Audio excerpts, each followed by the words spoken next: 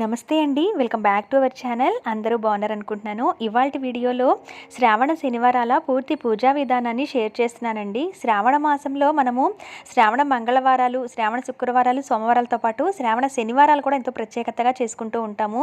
మరి ఇటువంటి శనివారాలను పూజని ఏ విధంగా చేసుకోవాలి, ఎటువంటి నియమాలు పాటించాలి, ఉపవాసం ఉండాలా, ఇవన్నీ కూడా పూర్తి వివరాలతో ఈ వీడియోని షేర్ చేస్తున్నాను. శ్రావణ మాసంలో ఎన్ని శనివారాలు వచ్చాయి, ఏ సమయంలో పూజను చేయాలి, ఎటువంటి నైవేద్యాలు పెట్టాలి, ఎవరెవరు చేయవచ్చు, ఇవన్నీ కూడా వివరాలు షేర్ చేస్తానండి. స్కిప్ చేయకుండా చూడటానికైతే ట్రై చేయండి. పౌర్ణమి వేళ చంద్రుడు శ్రవణ నక్షత్రంలో సంచరిస్తూ ఉంటాడు కాబట్టి ఈ మాసానికి శ్రావణ మాసం అని పేరు. శ్రవణ నక్షత్రం అనేది స్వామివారి జన్మ నక్షత్రం. అటువంటి విశేషమైన నక్షత్రాన ఏర్పడ్డ ఈ శ్రావణ మాసంలో వరలక్ష్మి అమ్మవారిని, శ్రావణ సోమవారాలు, గౌరీదేవిని శ్రావణ మంగళవారాల్లో ఇలా విశేషంగా పూజలు చేసుకుంటూ ఉంటాం. మరి అంత సమానమైన ఈ మాసంలో మనం ముఖ్యంగా చేసుకోవాల్సింది శ్రావణ శనివారాలు కూడా. స్వామివారిని ఎక్కడైతే పూజిస్తూ ఉంటారో అక్కడ లక్ష్మీదేవి కొలువై ఉంటుంది. అందుకనే ఈ శ్రావణ మాసాల్లో వచ్చే శ్రావణ శనివారాలు కూడా అత్యంత విశేషంగా పూజ చేసుకోవాలి. అయితే మనకి శ్రావణ శనివారాలు ఈసారి 2024వ సంవత్సరంలో 4 శనివారాలు వచ్చాయి. మొదటి శనివారం వచ్చేసి ఆగస్టు 10, రెండవ శనివారం వచ్చేసి ఆగస్టు 17, మూడవ శనివారం ఆగస్టు 24, నాలుగవ శనివారం ఆగస్టు 31. మొత్తంగా ఈ విధంగా 4 శనివారాలు అయితే మనకి వచ్చాయన్నమాట. అందులో ఈసారి శని త్రయోదశి కూడా కలిసి ఉందండి. చాలా విశేషం. మనకి శనివారం పూట త్రయోదశి తిథి ఉంటే ఆ రోజున శని త్రయోదశి అని జరుపుకుంటూ ఉంటాము. అందుకనే స్వామివారికి విశేషంగా శని బాధలు పోగొట్టుకోవడం కోసం, ఎటువంటి జాతకాల్లో దోషాలున్నా కూడా అవన్నీ పోయి మన సమస్యలన్నీ తొలగిపోవడం కోసం శ్రావణ శనివారాలు విశేషంగా వెంకటేశ్వర స్వామివారిని ఆరాధించాలి.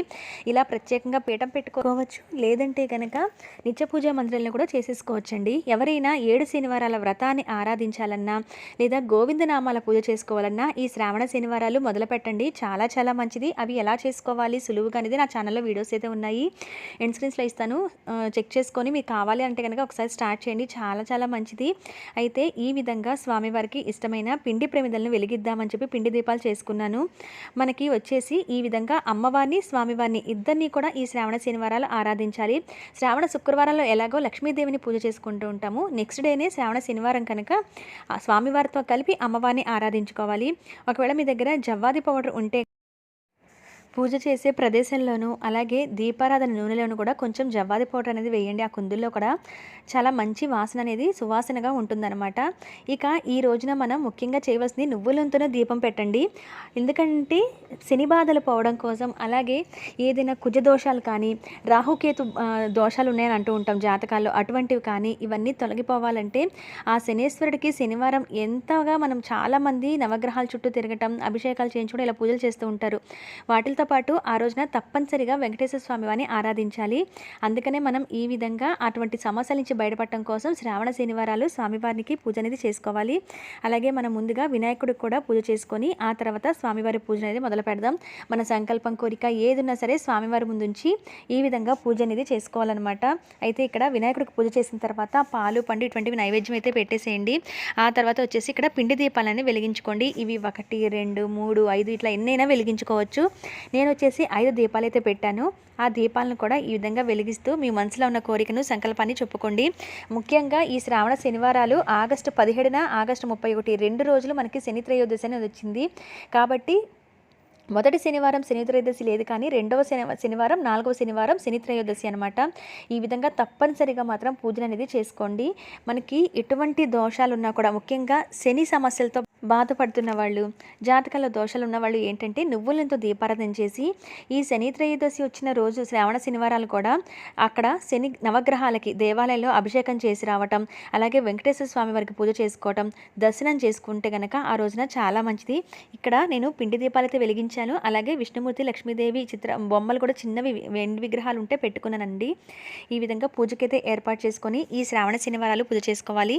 అయితే ఇది ఉదయం చేసుకోవాలా, సాయంత్రం చేసుకోవాలంటే బ్రహ్మముహూర్తంలో చేసుకుంటే చాలా మంచిది. లేదంటే మీరు విడిగా డే టైం అయినా చేసుకోవచ్చు, లేదా సాయంత్రాలను చేసుకోవచ్చు. అయితే సాయంత్రాలు చేసుకునే వాళ్ళతో ఉపవాసం ఉండాలనుకోవద్దు. ఉపవాసం ఏమీ అవసరం లేదండి. మామూలుగా మీరు పూజ అనేది ఉదయం చేసుకున్నా, సాయంత్రం చేసుకున్నా ఉపవాసం ఏమి ఉండక్కర్లేదు. కాకపోతే శనివారాలు మీకు తెలిసిందే, చాలామంది రాత్రిళ్ళు భోజనం అనేది ముట్టుకోకుండా ఫలహారం అనేది తీసుకుంటూ ఉంటారు. అంటే ఏదైనా టిఫిన్ లాంటి తింటూ ఉంటారు కదా. కాబట్టి శ్రావణ సోమవారాలు చేసేవాళ్ళైనా కొంతమంది ఉపవాసం ఉంటారు, కానీ శ్రావణ శనివారాలకి ఆ ఉపవాసం కూడా ఉండనక్కర్లేదు.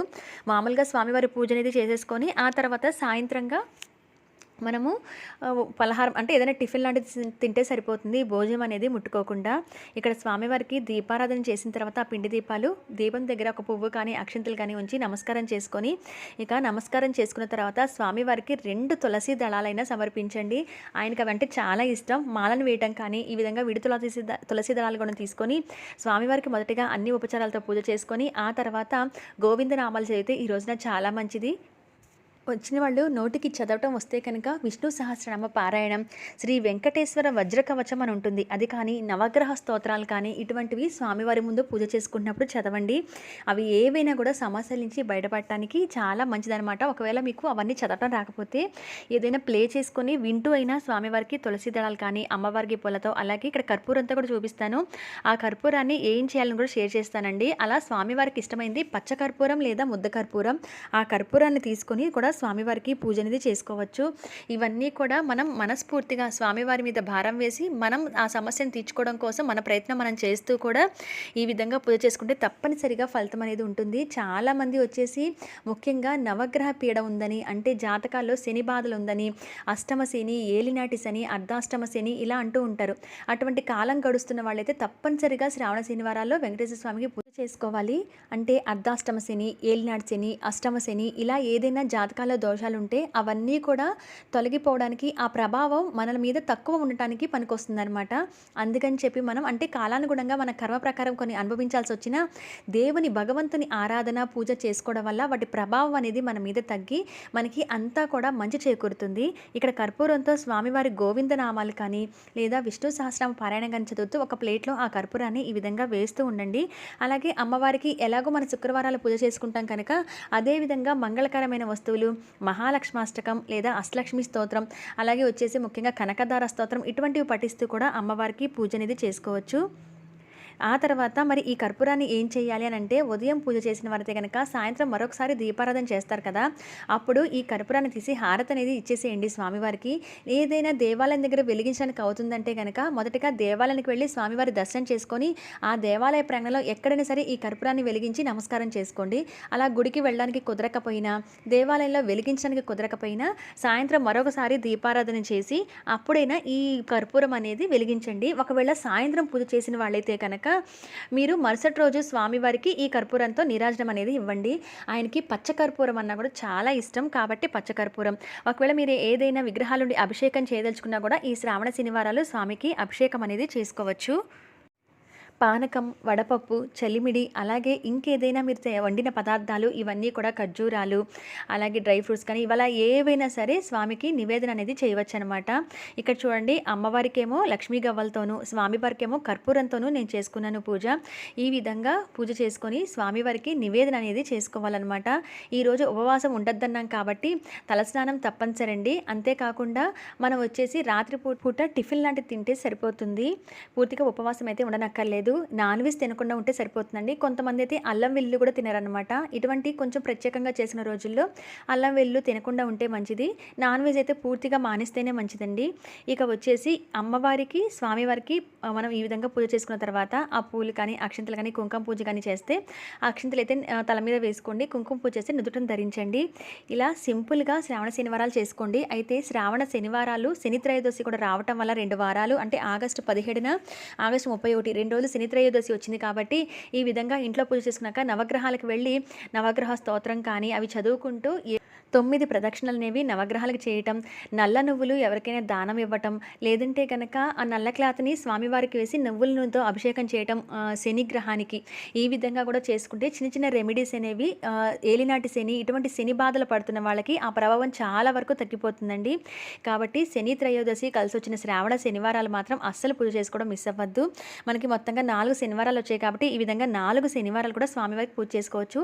ఎవరైతే 7 శనివారాల వ్రతాన్ని కానీ, గోవిందనామాల పూజ కానీ మొదలు పెడుతుంటే అటువంటి వాళ్ళు ప్రత్యేకంగా ఈ శ్రావణ శనివారాలు మొదలు పెట్టండి. చాలా చాలా మంచిది. ఇంతేనండి. అతి సులువుగా శ్రావణ శనివారాలు పూజ అనేది చేసుకోవచ్చు. ఒకవేళ మీరు దేవాలయానికి ఉదయం వెళ్ళే వెసులుబాటు ఉంటే కనుక, మీరు రావి చెట్టు దగ్గర కూడా మొదట్లో కొంచెం నీళ్లు పోసి, అక్కడ కొంచెం ఆ రావి చెట్టు ముందు వైపుకి కొంచెం తడి క్లాత్ తుడిచి కానీ, లేదా నీళ్ళతో కడిగి కానీ, మనము బియ్యపిండితో ముగ్గు పెట్టి, చిన్న దీపం కూడా పెట్టిరండి. అది ఇంకా చాలా మంచిదనమాట. రావి చెట్టుకి కనీసం 11 ప్రదక్షిణాలు, కనీసం 9 ప్రదక్షిణాలు, లేదంటే గనక మీరు వచ్చేసి 108 ప్రదక్షిణాలు చేయగలిగితే ఇలా కూడా చేసుకోవచ్చు. మీ శక్తిని బట్టి చేసుకోవచ్చు అనమాట. ఈరోజు ఇచ్చే దానానికి కూడా మంచి ఫలితం ఉంటుంది. మీ శక్తి మేరకు దానాలు కూడా చేయవచ్చు.